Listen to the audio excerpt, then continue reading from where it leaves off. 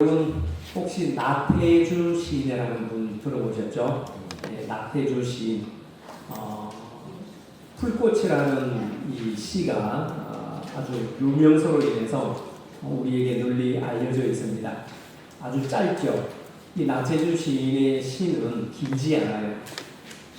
그 풀꽃이라는 시에 보면은 뭐라고 그럽니까? 자세히 보아야 예쁘다. 오래 보아야 사랑스럽다. 너도 그렇다. 이 나태주 시인의 시는 참 따뜻하고 또 다정합니다. 여러분들도 아시다시피 이 강연이나 그리고 영상에 등장하는 이 나태주 시인은 키도 작아요. 키도 작고 왜소하고 연세가 들었지만은 참 예전에 젊을 때 모습하고는 달라요. 연세가 들었지만은 얼굴이 참 행복해 보입니다. 그리고 나태주 시인은 여러분들 알고 있는 대로 믿음의 사람입니다. 과거 자신을 썬데이 크리스찬이라고 말했었지만은 그 힘든 죽음의 고비를 신앙으로 이겨낸 후에 모든 것을 다스리시고 주관하시는 하나님의 섭리를 발견하고 체험을 한 사람이 나태주 시인이죠. 그래서 이분은 이러한 인생의 굴곡을 경험한 시인인데, 그래서 하나님의 은혜로 되살림을 받았기 때문에 자신의 모든 시에 담고자 했던 것이 있다면 그것은 다른 것이 아니라 행복이었습니다. 그러면서 이 행복의 비결 중에 하나는 좋아하고 즐기는 것에서 행복이 온다. 이렇게 행복의 비결을 말했습니다. 그래서 나태주 시인은 논어에 나오는 공자를 이용해서 이렇게 말합니다. 잘 아는 사람보다는 좋아하는 사람이 낫고 좋아하는 사람보다는 즐기는 사람이 낫다. 이렇게 말했습니다.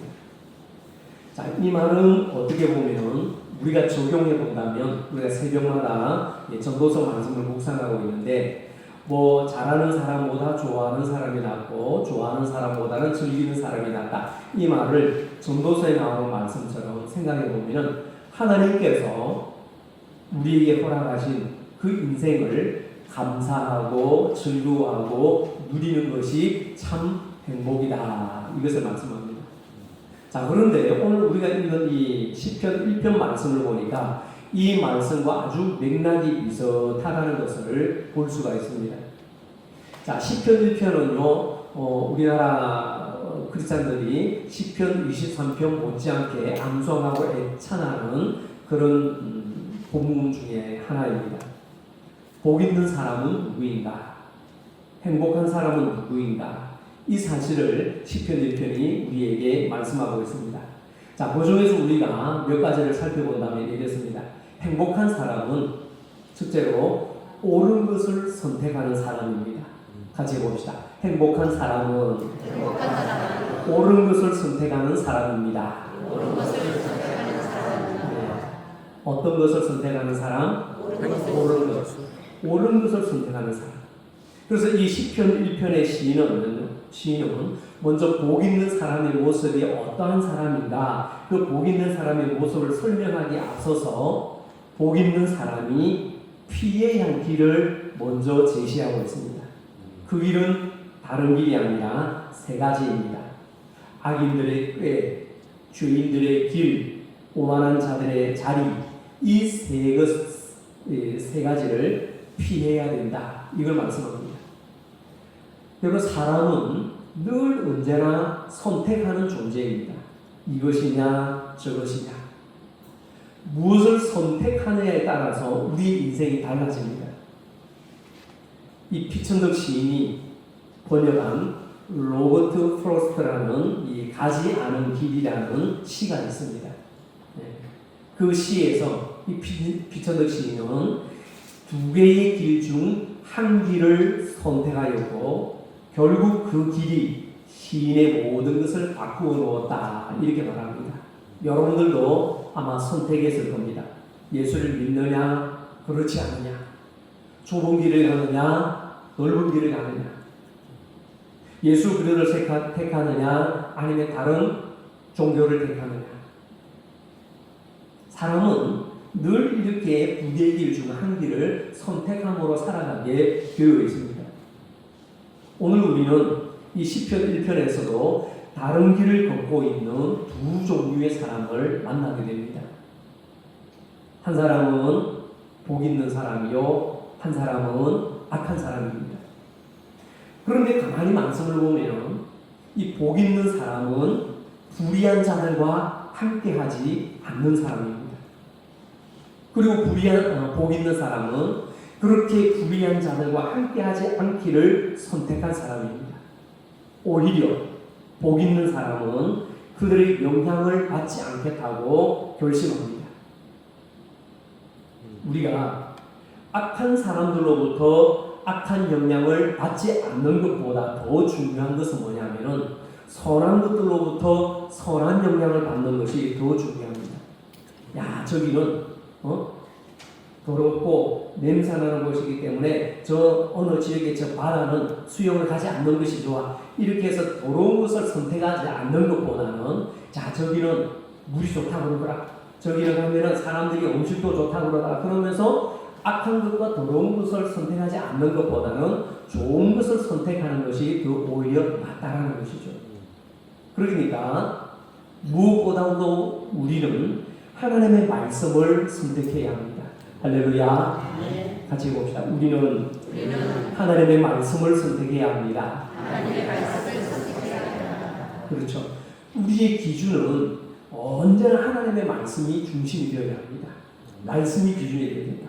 오전에도 제가 말씀드린 대로 당신이 구원받은 것을 어떻게 알 수 있느냐? 하나님의 말씀. 그거는 하나님의 말씀이 기준이고 하나님의 말씀이 우리의 근거가 되는 겁니다. 모든 것은 하나님의 말씀 속에 있는 겁니다. 그래서 살아계신 하나님의 말씀이 우리를 인도하는 길로 따라가야 합니다. 그래서 말씀의 다스림을 받아야 되고 말씀의 안내를 받아야 되고 성령의 지배를 받아야 되는 것이죠. 내 속에서 끓어오르는 혈기와 분노가 나를 상기게 놔두면 안 되는 겁니다. 그리 되면은 나는 사탄에게 조종을 당하는 감정의 동물이 되는 겁니다. 사탄이 나를 지배하는 것이 아니라 성령이 나를 다스리시고 말씀이 나를 인도하도록 성령이 원하는 곳으로 따라가야 되는 것이죠. 할렐루야. 그래서 우리는 말씀의 다스리심과 성령의 다스리심과 성령의 인도를 받으며 살아가야 합니다.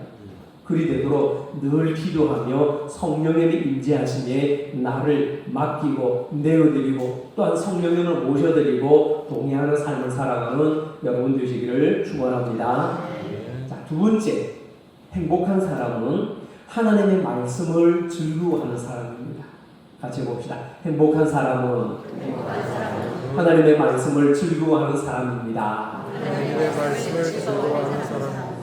2절 상반절에 보면 뭐라고 그러냐면 오직 여호와의 율법을 뭐하며 즐거워하며 말씀합니다.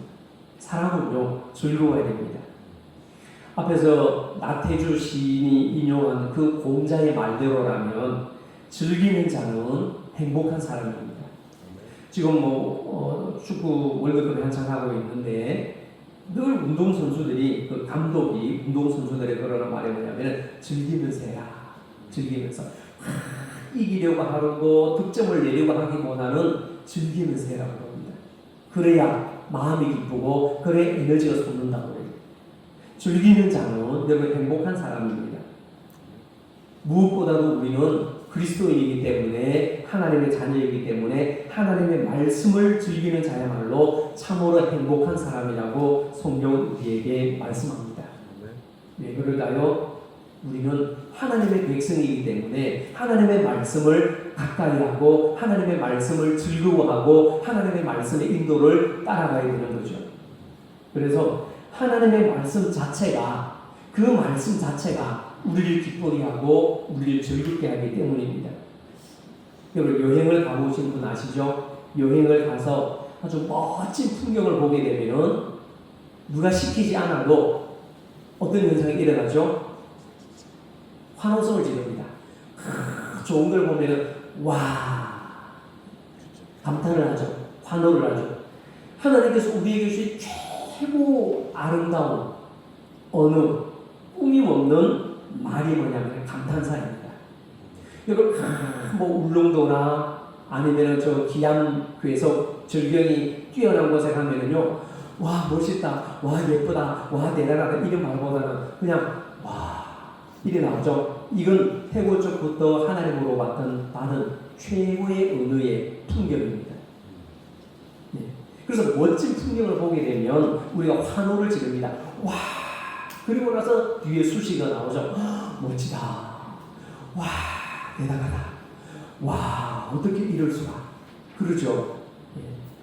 마찬가지로 우리가 하나님의 말씀을 읽다 보면은, 이 성경을 읽다 보면은 말씀 안에서 정말로 아름다운 진리의 풍경을 만나게 됩니다. 그때 맛보는 즐거움은요, 무엇과도 도저히 바꿀 수 없는 큰 즐거움입니다. 그리고 요즘에 텔레비전이나 인터넷에 보면은 먹방 프로그램이 많이 나와요. 먹는 방송이라고 그러죠. 먹방. 자, 이 먹방 이 PD들이 유튜브도 그렇고 좋은 평가를 받은 맛집만 찾아다니는 사람들 많이 있죠.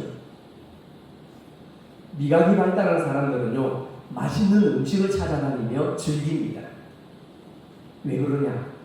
이유는 뭐냐면은 이 맛있는 음식을 먹을 때에 즐거움이 크기 때문이죠.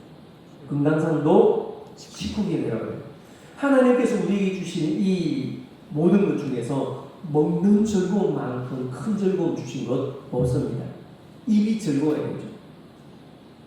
그래서 인생에서 먹는 즐거움을 누린다는 것은 참 행복한 일 중에 하나입니다.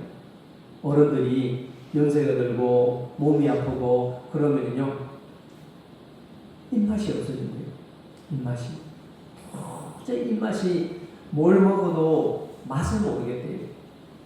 그렇다고 해서 안 먹을 수는 없고 약을 자주 줘야 되니까 먹어야 되는데, 이걸 그냥 맛으로 먹고 입이 즐겁고 마음이 즐거워야 되는데 약을 먹기 위해서 맛없는, 맛을 모르는 밥을 먹어야 되니까 얼마나 고역인지 모릅니다. 경험해 보신 분들 계실 거예요. 무슨 맛인지 모르겠어요.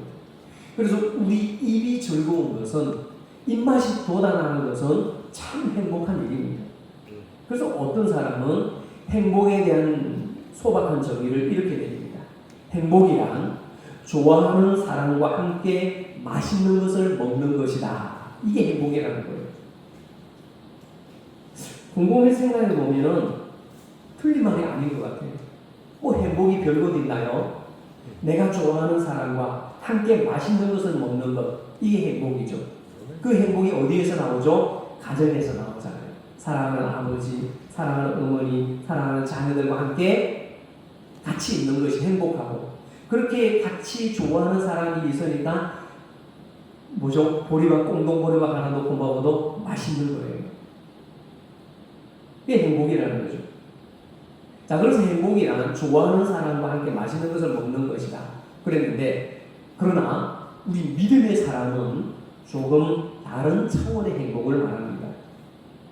그게 뭐냐면은 참된 신앙인은 영적 미각이 발달한 사람입니다.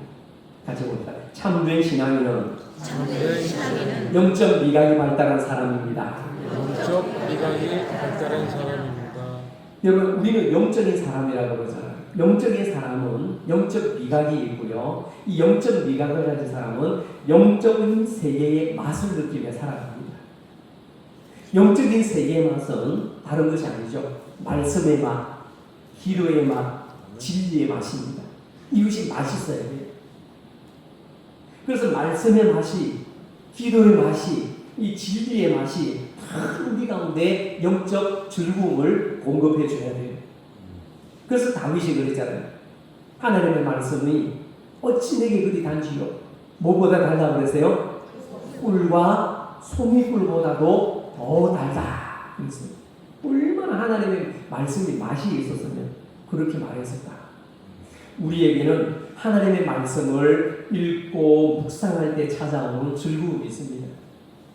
오늘 우리가 이 100몇 독이죠? 성경 통독 173도. 야, 제가 우리 시청에 자랑합니다. 우리가 5월부터 시작했잖아요. 5월, 6월, 7월. 맞나요? 작년. 그런데 벌써 이 정도 통독 숫자가 나는 것은 아주 엄청난 일이고요. 대단한 일입니다. 여러분 하나님의 말씀을 읽을 때에 이렇게 누구는 10독, 9독, 1독, 2독, 3독 해나가는 것이 얼마나 말씀이 맛있고 그죠? 즐겁고 재미있으면 이렇게 말씀을 읽어나갈까? 여러분 우리가 신앙이 깊어진다라고 하는 것은 말씀의 즐거움 안으로 점점 빠져들어가는 것을 말합니다. 이런 상태를 시편 119편 103절에서 이렇게 말씀합니다. 주의 말씀의 맛이 내게 어찌 그리 단지요 내 입에 꿀보다 더 단이다. 아멘. 여러분 우리 입맛에 밥이나 음식이 맛있으면요 먹고 싶고 더 먹고 싶잖아요. 아이고 입맛대로 먹으면요 한정도 없을 것 같아요. 그죠? 그런데 입맛이 말이죠 너무너무 좋고 너무너무 맛있는데 입맛대로 먹으면요 뭐가 감당을 못해요? 네, 배가 감당을 못해요. 네. 그리고 막 풍성하게 막 넘쳐오르는 살이 감당을 못해요. 맛있는 입맛대로 먹으면. 그래서 하나님의 말씀이 저와 여러분의 영적인 입맛에 그렇게 달고 맛있고 그래서 먹고 또 먹고 싶어지는 즐거움의 은혜가 충만하시기를 축원합니다. 하나님의 말씀의 맛이 달아야 돼요. 자, 세 번째로 행복한 사람은 말씀을 주야로 묵상하는 사람입니다. 같이 해봅시다. 행복한 사람은 말씀을 주야로 묵상하는 사람입니다. 자, 2절에 한번 스크린 나오죠. 같이 읽어봅니다. 오직 여호와의 율법을 즐거워하여 그의 율법을 주야로 묵상하는도다. 아멘. 자, 여기서 율법을 주야로 뭐 한다? 율법을 주야로 뭐 한다? 묵상한다. 이 묵상이라는 말은 조용한 소리로 읊조린다 이런 뜻입니다. 읊조린다. 제가 우스갯소리로 얘기했죠. 조림 중에서 최고 맛있는 조림이 무슨 조림? 예, 기억하고 계시네요. 고등어 조림도 아니고 갈치 조림도 아니고 하나님의 말씀의 읊조림. 이 조림이 최고 맛있는 거예요. 여러분, 이 읊조린다는 말의 히브리의 뜻은 뭐냐면은 묵상한다는 말은 읊조린다. 이거 우리말로 하면은 작은 소리로 묵상한다. 어떤 소리로? 작은 소리. 우리가 묵상하면은 이 침묵으로만 생각하는 것을 말하는데 히브리 원어의 뜻은 그게 아닙니다. 소가 뇌색임질하듯이 토끼가 뇌색임질하듯이 계속 입을 우물우물 움직이면서 하나님의 말씀을 소리내서 묵상하는 거예요. 태초에 하나님의 천지를 창조하시니라 오직 여호와의 율법을 주야로 즐거워하며 율법을 즐거워하며 주야로 그 말씀을 묵상하는도다. 그러면서 그 말씀을 되새김질하는 거죠. 이게 묵상입니다. 그래서 하나님의 말씀을 침묵 속으로 마음속으로만 되뇌이는 것이 아니라 소리를 내어서 읽고 또 읽고 또 읽어서 하나님의 마음을 헤아리는 것을 말합니다. 이게 뭐라고요? 묵상이라는 거죠. 이게 묵상의 의미입니다. 그래서 제가 새벽이나 하나님의 말씀, 우리가 전도서 말씀을 묵상하는데, 그런데 어떤 사람은 뭐 소리내서 소리하고 소리내 말하는데 그게 무슨 묵상이야 그러는데 원래 히브리에 대해서 소리내서 읊조린다. 이게 묵상이죠. 자, 또 2절에 보면은 주야라는 표현이 나옵니다. 주야. 네. 이 주야라는 단어를 낮, 밤, 이 낮과 밤으로 딱 떼어놓고 생각해 보면은 그 의미가 더 한층 더 새롭습니다. 자, 왜 이 시편 시인이 여호와 율법을 즐거워하고 그것도 어떻게 율법을 밤이나 낮이나 주야로 작은 소리로 읊조리며 묵상한다 이렇게 말했습니다. 자, 여기서 말하는 낮과 밤은 뭐냐면은 낮은 밝고 행동하고 즐겁고 기쁜 때를 의미합니다. 낮. 밤은 어둡고 슬프고 우울하고 실패할 때를 의미합니다. 그런데 이게 무슨 말일까요? 하나님의 말씀을 기쁠 때나 즐거울 때나 형통할 때나 어두울 때나 슬플 때나 우울할 때나 기분 나쁠 때나 실패할 때를 떠나서 항상 환경과 여건을 초월하여 하나님의 말씀을 묵상하고 실천한다. 이런 말씀입니다. 여러분 가론 일가가 네가 오늘 해야 할 일을 해라 그러면서 떡그릇에 손을 같이 놓는 자가 그 사람이라고 그러면서 들켰잖아요. 들키고 나서 유다가 한 행동이 뭐죠? 밖으로 나갔다 그럽니다. 그때에 수식어가 하나 붙어 있습니다. 그때는 밤이라. 그 밤이 바로 주야로 표현한 그 밤야자입니다. 그때의 밤이라 그 밤은 바로 다른 유다의 캄캄한 영혼의 심령 상태를 말해주고 있습니다. 사탄이 그 마음속에 드러난 것을 암시하는 말입니다. 저녁에는 울음이 기수할지라도 아침에는 기쁨이 오리니 그러죠. 그 저녁도 바로 밤을 말합니다.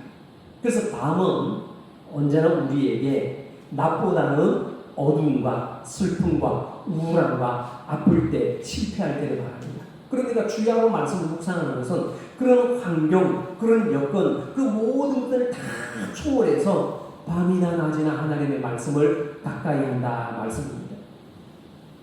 그러니까 환경에 구애받지 않고 한결같이 하나님의 말씀을 묵상하며 그 말씀에 귀를 기울이고 말씀과 동행한다 이런 뜻이죠. 그런 사람이 우리 청원의 식구들 되시기를 축원합니다. 그래서 한결같은 마음으로 변함없는 마음으로 하나님의 말씀을 붙들고 묵상하는 사람이야말로 어떤 사람이다? 행복한 사람이다. 우리 성도님들도 이 주님 안에서 말씀 묵상을 통하여서 영적으로 기쁨을 느끼며 즐거움을 맛보며 누려가는 행복한 삶이 되시기를 축원합니다. 자, 그리고 3절 말씀을 한번 보실까요? 자, 3절을 같이 읽어봅니다. 그는 시냇가에 심은 나무가 수를 따라 열매를 맺으며 그 잎사귀가 마르지 아니한 같으니 그 잎과 하는 모든 들이 다 형통하리로다. 아멘. 자, 그래서 주야로 하나님의 말씀을 가까이 하고 즐거워하고 말씀들을 실천하고 말씀을 묵상하는 사람이 보니까 하나님께서 그 행복한 사람에게 축복을 주시는데 이 3절은 축복의 3가지 측면을 우리에게 알려주고 있습니다. 첫째는 뭐냐면은 하나님의 말씀을 가까이 하고 말씀을 주야로 묵상하는 그 행복한 사람은 열매 맺는 사람이 된다. 이걸 말씀합니다. 같이 해봅시다. 행복한 사람은 열매 맺는 사람이 됩니다. 열매는 또 다른 사람에게 영향을 전달합니다.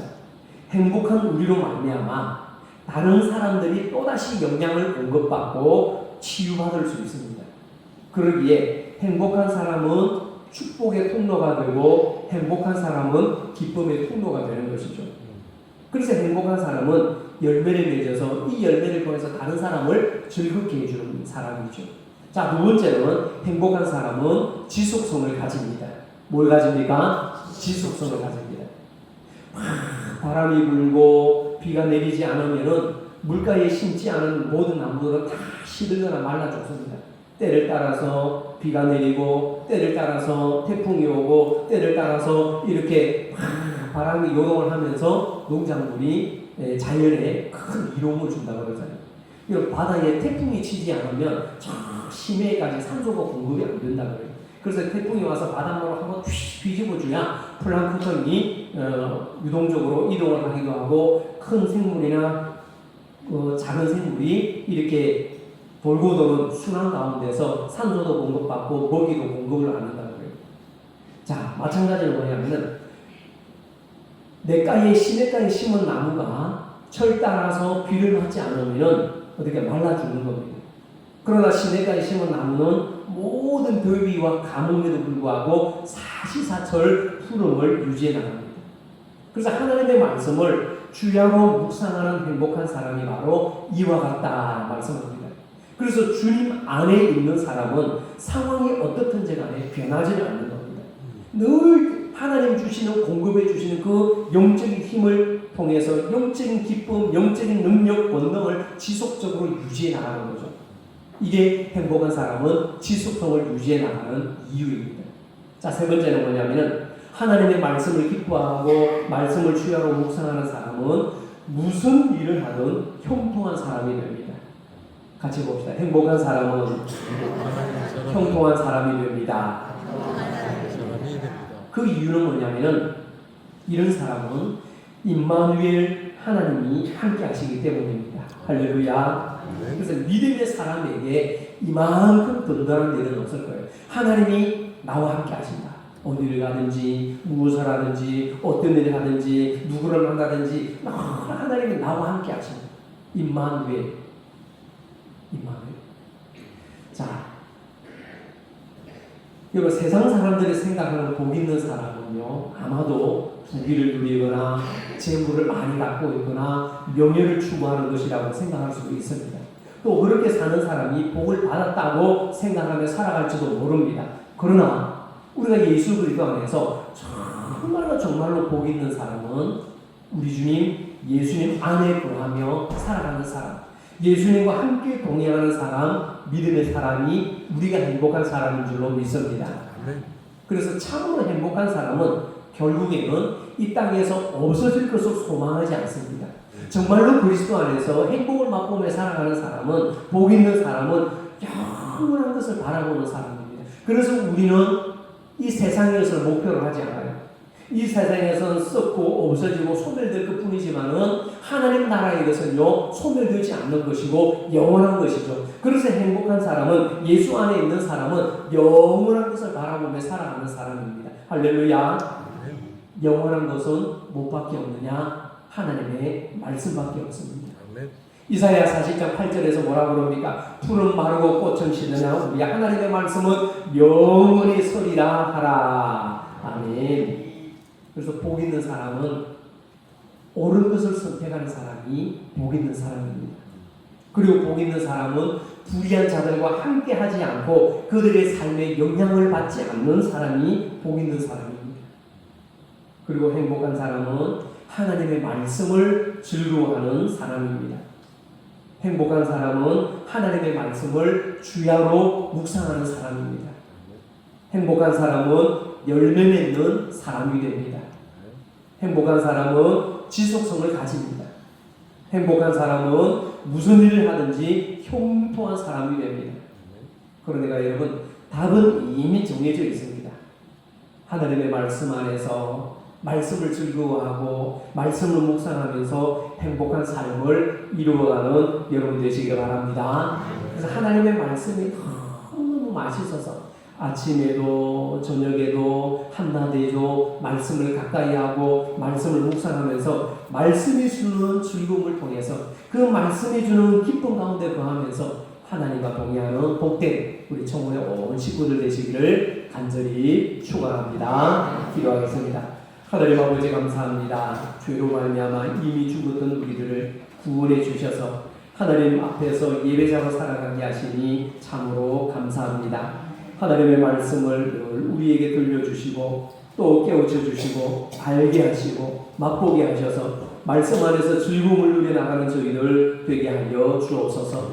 하나님의 말씀이 어찌 그리 내게 단지요 꿀과 송이꿀보다 더 달라고 고백하는 그 시인의 고백이 우리의 고백이 되게 하여 주옵소서. 말씀을 묵상함으로 열매를 맺어가게 하시고 말씀을 통하여서 늘 하나님의 은혜를 지속시켜 나가는 삶이 되게 하시고 무슨 일을 하든지 형통한 사람으로서 하나님의 기쁨되는 우리 청혼의 온 믿음의 식구들 되게 하여 주옵소서. 오늘도 이 한 주간을 살아갈 때에 말씀을 가까이 하는 믿음의 성도를 되게 하셔서 말씀 안에서 기쁨을 누리고 말씀 안에서 영적인 맛을 알아가고 말씀 안에서 영적인 유익을 누려나가고 맛보고 경험해 나가는 성도들 되게 하여 주옵소서. 우리 주님 예수님 이름으로 기도하옵나이다. 아멘.